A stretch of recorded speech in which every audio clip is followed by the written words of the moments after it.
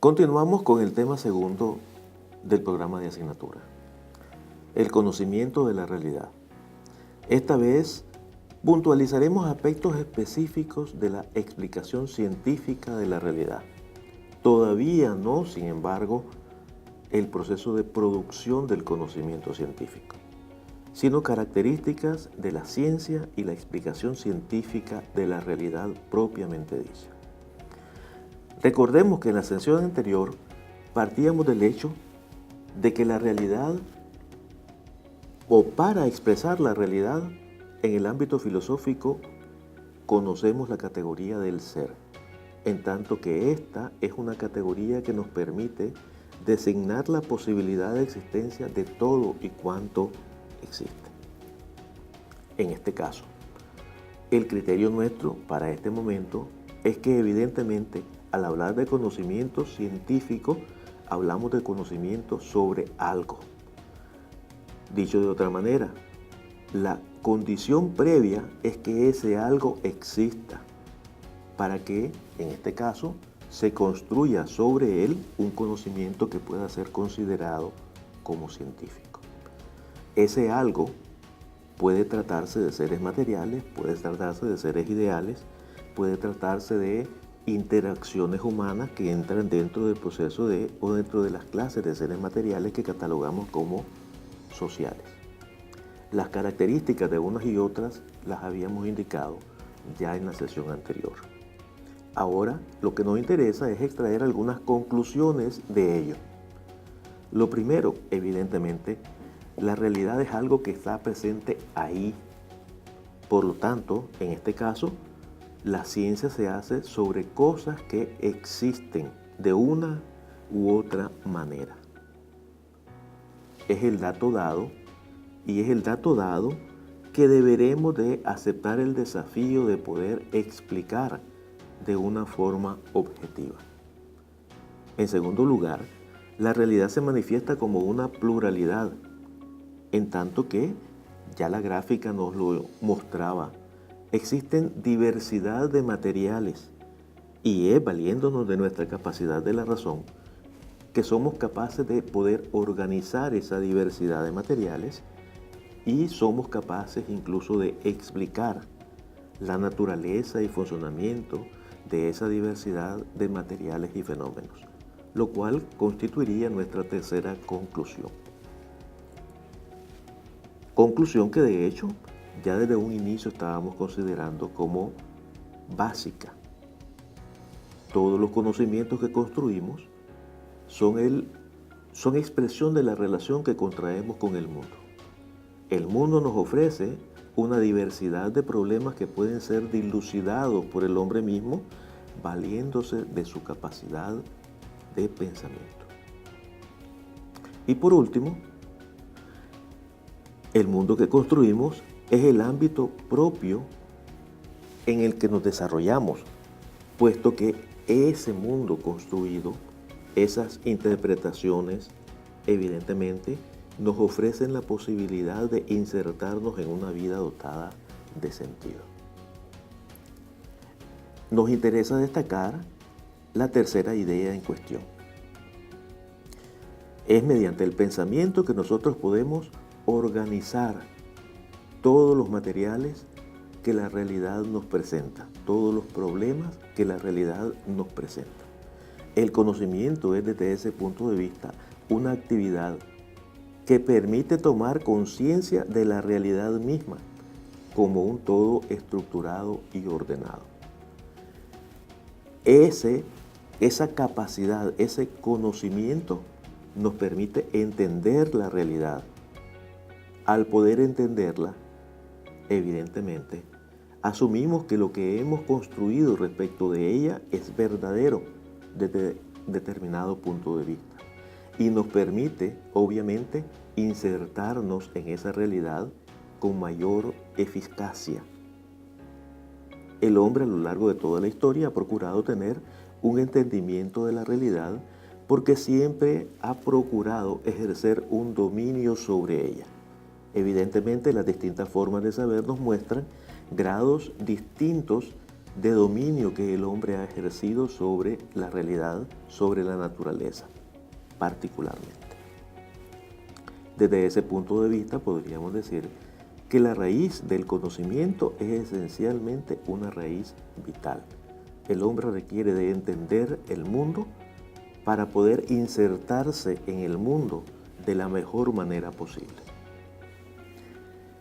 Pues bien, al tratar de la explicación científica propiamente dicha, tendríamos que tener en mente de que esta o esto nos coloca en dos ámbitos iniciales.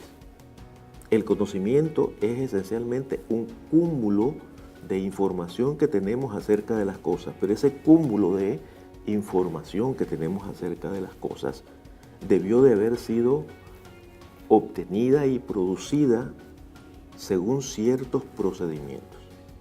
Por lo tanto, al tratar el conocimiento científico tenemos que tener en mente lo que representa esa producción del conocimiento, que es el ámbito propio de la investigación científica.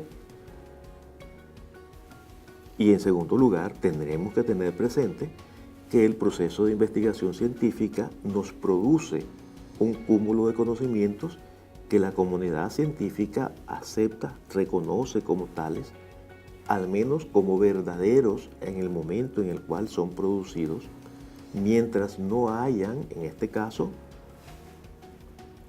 nuevos planteamientos que nos muestren su falsedad y que puedan, en este caso, sustituirlos. Nos estaremos moviendo en esas dos direcciones. De previo, recordemos que ya en el tema primero habíamos caracterizado lo que era la ciencia como forma de cosmovisión que el hombre ha construido a lo largo de la historia. Y ya en ese momento decíamos que en tanto cosmovisión, la ciencia tiene dos características: la de racionalidad, lo cual presupone que es una forma de saber que se construye apelando en la razón, construyendo teorías, valiéndose, decíamos, de conceptos, leyes, fórmulas, para poder comunicar sus contenidos. Y que al hacerlo, trata de explicarnos la realidad lo más objetivamente posible. Y al hablar de esto, ya de antemano debemos ir teniendo presente que esa objetividad particularmente nos indica algo que se logra y que se persigue y se logra, sobre todo en el ámbito de las ciencias fácticas, puesto que las ciencias formales, como se mueven dentro de materiales de orden lógico, evidentemente no vamos a constatar la objetividad a como podríamos haberlo constatado en el ámbito de las ciencias biológicas. Pues bien, la ciencia también en ese momento, decíamos, se nos presenta de tres maneras: como un cúmulo de conocimiento que nos explica la realidad, como el proceso de investigación a través del cual se producen esos conocimientos, pero también en una tercera forma, como una fuerza transformadora de la realidad, en tanto que los conocimientos adquiridos nos permiten construir una técnica y una tecnología capaz de incidir sobre la imagen que del mundo tenemos y del mundo que construimos. Pues bien, como mencionamos en la sesión anterior, tendremos por tanto que tener una clasificación básica de la ciencia. Y la clasificación básica de las ciencias es evidentemente el de ciencias formales y ciencias fácticas o empíricas. Las ciencias formales tratan de entes ideales, en este caso la matemática y la lógica. Entes ideales, por ejemplo, la geometría, el triángulo, la circunferencia, trabaja con el triángulo y la circunferencia, pero el triángulo y las circunferencias no son cosas que existan en la realidad. En la realidad existen cosas que tienen forma circular a lo mejor, pero el círculo es una figura perfecta. Y como tal, en la naturaleza no existe. En el caso de las matemáticas, trabajamos con signos y con símbolos y se llevan a cabo una serie de procesos relacionando esos signos y símbolos Pero, por ejemplo, los números 2, 3, 4, el 2, el 3 y el 4 en la naturaleza tampoco existen. Lo que en la naturaleza existen son cosas que pueden estar 2 unidades, 3 unidades o 4 unidades. Pero el número 2 como tal no existe. Pueden existir 2 vasos, 2 plátanos, pero no el número 2 en abstracto. Por lo tanto, las ciencias formales son aquellas, decimos, que trabajan con entes de orden ideal. Las ciencias fácticas trabajan con hechos, fenómenos y procesos que acontecen en la realidad objetiva. Se trate de la naturaleza o se trate de la sociedad. Se trate de seres físicos y, en este caso, ciencias que tratan aspectos de esa o manifestaciones de esos seres físicos, la física, la geografía, la geología, o que trata seres de orden biológico y por lo tanto la botánica, la zoología, la anatomía, y la anatomía que estudia, por ejemplo, no solamente la estructura del cuerpo de los animales, sino cuando hablamos de anatomía humana, pero estudiaría en este caso al ser humano no en tanto que un ser social, sino en tanto que un ser biológico. Y las ciencias sociales, la sociología, que estudia los grupos sociales, los movimientos sociales, o la historia, que estudia la continuidad del acontecer humano a lo largo del tiempo y que por lo tanto trata con seres de otra naturaleza, pero son seres que acontecen, según habíamos señalado antes, en el tiempo y en el espacio. Ejemplo de ello, el teorema de Pitágoras. En el teorema de Pitágoras se trabaja con signos y símbolos. Tenemos c al cuadrado es igual a al cuadrado más b al cuadrado. Pero cada uno de esos signos y símbolos no son cosas que existen en la realidad objetiva. Se desarrolla el tratamiento de esos contenidos mediante una serie de reglas de transformación que la ciencia acepta e incorpora para poder abordar sus contenidos. Y de allí el despeje de la fórmula, que será verdadera, según lo que habíamos dicho, en la misma medida en que no se rompa la unidad del sistema. Pero si se altera la unidad del sistema, evidentemente sería falso. En el caso de las ciencias empíricas, en el ámbito de las ciencias biológicas y físicas, la ley de la conservación de la materia y la energía, la ley de la conservación de la masa, que nos indican cómo acontecen ciertas reacciones en la naturaleza y que evidentemente será verdadera si podemos constatar que lo que nos dice la ley en la realidad se pone de manifiesto.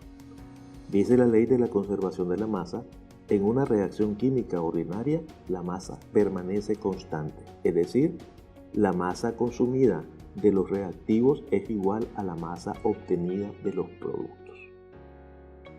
Este enunciado será verdadero siempre y cuando podamos verificarlo en la realidad. Por tanto,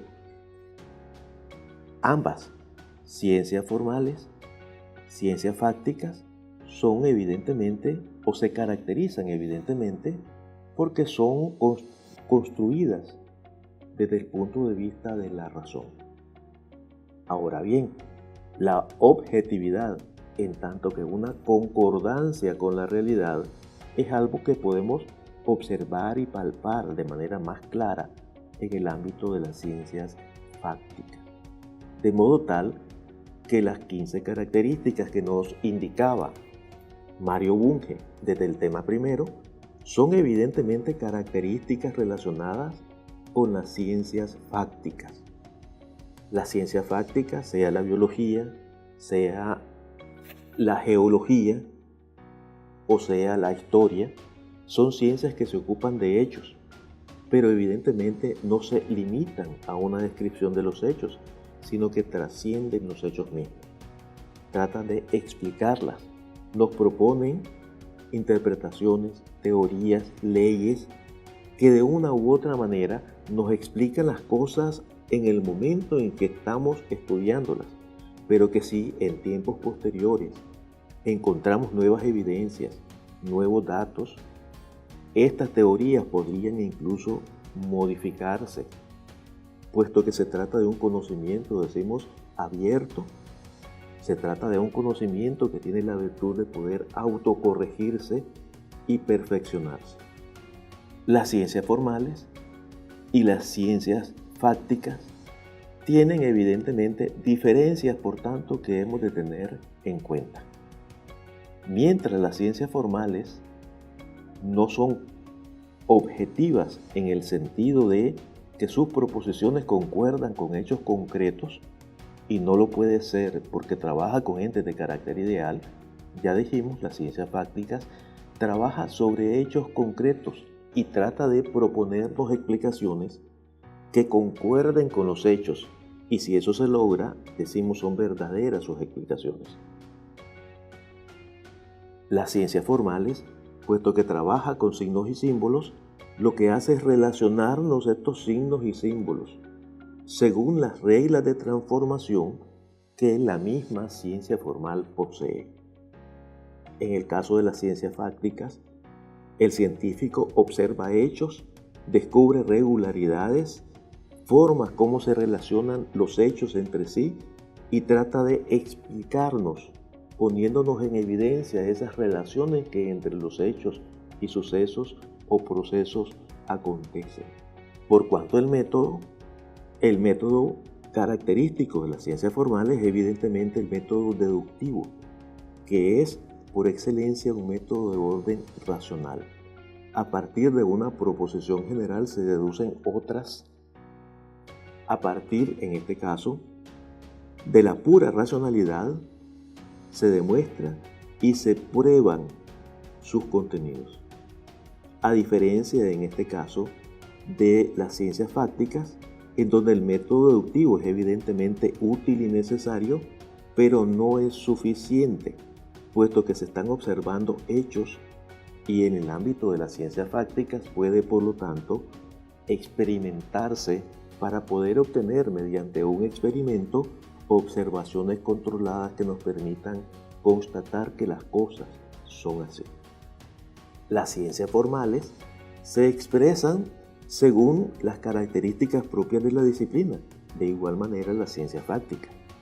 Pero eso significa, por ejemplo, que en las ciencias formales, puesto que se trabaja con signos y con símbolos, se expresa precisamente a través de esa relación de signos y símbolos. Y puesto que estos signos y símbolos no representan hechos que existan en la naturaleza, decimos que estos símbolos son, en este caso, símbolos vacíos. En el caso de las ciencias fácticas, utilizamos el idioma como lo conocemos para comunicar las cosas. Utilizamos signos, pero no son signos vacíos, sino signos que nos remiten a una determinada realidad. En este caso, mientras, por ejemplo, en las ciencias formales, en el álgebra, y, x pueden ser variables, en el ámbito de las ciencias fácticas, esos símbolos son símbolos con un contenido al que nos remiten. Por ejemplo, H nos remite a hidrógeno, O nos remite a oxígeno, y si tenemos en una fórmula H2O nos remite al agua. En cada caso estamos hablando de símbolos interpretados que nos remiten a un contenido de realidad específica. Las ciencias formales y las ciencias fácticas se diferencian también por el carácter de las proposiciones que nos plantean, por el tipo de verdad que proponen y la clase de demostración que llevan a cabo. Por el carácter, las ciencias formales son apodícticas. Nos plantean hechos que tienen que suceder necesariamente así. Las ciencias fácticas, a diferencia de estas, nos interpretan y proponen formas de explicación para esos hechos de los cuales se ocupan. Pero sus proposiciones no necesariamente acontecen así, sino que pueden suceder así. La verdad, en el caso de la ciencia formal, es una verdad que definimos en la sesión anterior por cuanto al criterio de verdad. El criterio de verdad predominante en la ciencia formal es el que llamamos verdad como coherencia. Esto es, sus proposiciones son verdaderas siempre y cuando guarden coherencia dentro del sistema al cual pertenecen. A diferencia de ello, las ciencias fácticas nos formula proposiciones que son verdaderas siempre y cuando concuerden con los hechos o fenómenos de los cuales tratan. En este caso es lo que habíamos denominado la verdad como correspondencia o adecuación. Por cuanto a la demostración, puesto que las ciencias formales trabajan con entes ideales, sus demostraciones son predominantemente debidas al razonamiento deductivo. No así en el caso de las ciencias fácticas, que trabajan con hipótesis que deben de ser verificadas al contrastarlas con los hechos que puedan en este caso darle sustentación o admitan la posibilidad de ser rechazadas. Por lo tanto, requiere de procedimientos mucho más complejos. Bien. Otro aspecto a considerar es el lenguaje que se emplea en el contexto de las ciencias tanto formales como fácticas. En este caso, diferenciamos dos clases de lenguaje: el lenguaje natural y el lenguaje artificial. Llamamos lenguaje natural aquel que es constituido según los patrones propios de la lengua. Por lo tanto, respecto de ello seguimos los procedimientos que en la lengua nos proporciona, según, en este caso, la sintaxis propia de la lengua de que se trata. Llamamos lenguaje artificial a ciertos códigos especiales que evidentemente responden a sus propias regularidades. Son, por lo tanto, formas de comunicación especial, ejemplo, la notación matemática, en donde evidentemente lo que se relacionan no son hechos entre sí, sino en este caso signos y símbolos entre sí, según las reglas de transformación que la disciplina formula. O las notas musicales, con las cuales se puede llevar a cabo cualquier clase de composición de orden musical. Son, por tanto, lenguajes especiales que tienen sus propios sistemas de expresión. En este caso, según el lenguaje, las ciencias formales utilizarán lenguajes artificiales, las ciencias empíricas o fácticas utilizarán en este caso lenguajes naturales. El lenguaje artificial se vale de signos y símbolos, mientras que el lenguaje natural se vale de palabras. El lenguaje formal responde a las reglas de transformación que están establecidas en la disciplina. Por ejemplo, en este caso, la ley conmutativa, el orden de los factores, decimos, no altera el producto, por lo tanto 3 por 2 es igual a 2 por 3. En el caso de las ciencias empíricas, se estructuran según las normas, las reglas propias de elaboración del idioma, que corresponde en este caso a una parte de la gramática que es la que llamamos sintaxis. Esas reglas de transformación nos permiten construir proposiciones que pueden tener distinta intensidad o intencionalidad psicológica. Pueden ser activas y transformadas en oraciones pasivas, pueden ser dubitativas, pueden ser de distinta naturaleza, según nos lo clasifica el idioma. El criterio de verdad, según ya dijimos, puesto que es un aspecto que nos interesa, en el caso de las ciencias formales, el criterio de verdad predominante será siempre el criterio de coherencia. Sus enunciados son verdaderos siempre y cuando sean coherentes entre sí. Si se alteran las reglas sobre las cuales este procedimiento se lleva a cabo, evidentemente la proposición sería falsa. En el caso de las ciencias empíricas, dijimos, es el criterio de correspondencia o adecuación. Y las cosas serán verdaderas, o las proposiciones serán verdaderas, siempre y cuando coincidan con la realidad. Otro aspecto a considerar atañe a la estructura de la ciencia. Cuando hablamos de estructura de la ciencia, hablamos de aquel conjunto de elementos que la ciencia utiliza para expresar sus contenidos. Esos elementos son particularmente los conceptos, las hipótesis, las leyes y las teorías. Ahora bien, los cuatro constituyen la estructura de la ciencia, pero no necesariamente significa que los cuatro expresan una explicación científica de la realidad. Los conceptos son abstracciones, producto de los procesos mentales que llevamos a cabo. Regularmente, a través del concepto, captamos determinado aspecto de los objetos. Evidentemente, un solo concepto no puede permitirnos explicar un fenómeno o un hecho determinado. Para ello requeriríamos de muchos conceptos.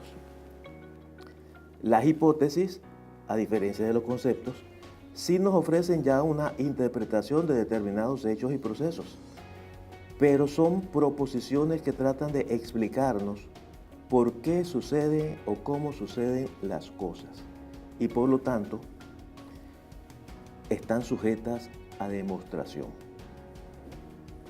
Tenemos en este caso que someterlos a un proceso experimental mediante el cual podemos llegar a la conclusión de que lo que la hipótesis nos propone es verdadero o de que es falso, dependiendo en este caso de dicho proceso. Es evidentemente esencial y orientador en el proceso de construcción del conocimiento científico, pero no constituye, por lo tanto, una proposición o una explicación científica propiamente dicha, sino que hasta que ésta ha sido debidamente demostrada, comienza a constituirse una explicación científica de la realidad que puede dar por resultado el enunciado de una ley. En este caso, las leyes son enunciados de forma universal que expresan relaciones constantes entre los fenómenos naturales o hechos o propiedades de las cosas, y cuya verdad ha sido suficientemente contrastada por la experiencia y la observación. En este caso, consistiría en una hipótesis debidamente demostrada. Las teorías, a diferencia de las leyes, evidentemente son también explicación científica de la realidad, pero las teorías se caracterizan por el hecho de que reúne el conocimiento de la ciencia y promueve al mismo tiempo su desarrollo. Son formulaciones de mayor alcance y sirven en este caso de base para la formulación de nuevas hipótesis y evidentemente de nuevos procesos investigativos. En este sentido, pues, conceptos, hipótesis, leyes y teorías son parte de la estructura de la ciencia, pero en el sentido estricto de la palabra, únicamente las leyes y las teorías constituyen explicación científica de la realidad. Por último, nos ocupamos de las funciones del conocimiento científico. Y según lo que hemos venido describiendo, podemos decir que hay al menos 4 funciones fundamentales que el conocimiento científico expresa. La primera, evidentemente, la de describir, la de, en este caso, ofrecernos el conjunto de rasgos, características que los hechos, las cosas, los fenómenos poseen. En segundo lugar, debe explicarnos por qué las cosas suceden así. Debe, para poder explicarnos, descubrir las causas y irregularidades que hacen que las cosas sucedan de tal o cual manera. En tercer lugar, Cuando tenemos la capacidad de explicar por qué las cosas suceden así, también obtenemos la posibilidad de poder predecir cómo las cosas sucederían si las condiciones en que el fenómeno se produce son más o menos parecidas. Y en cuarto lugar, en este caso, la ciencia nos propone un conjunto de proposiciones verdaderas, un conjunto de teorías y explicaciones acerca de la realidad que nos permiten poder incidir de una manera activa y transformadora sobre la realidad. Estos conocimientos, por tanto, pueden servir para la resolución de problemas concretos que enfrentamos en la realidad. Y no solo eso, sino que son evidentemente útiles y necesarios para construir una serie de instrumentos que nos permiten accionar de mejor forma sobre la realidad. Por lo tanto, los conocimientos científicos se traducen en técnica y en tecnología. Y esta es quizás la forma como de manera más cotidiana nos encontramos relacionados con esos contenidos que la ciencia ha venido elaborando a lo largo de la historia. Valga esto como una descripción de lo que el conocimiento científico representa y posteriormente tendremos por tanto que ocuparnos, al menos a grosso modo, de cómo ese conocimiento científico se produce.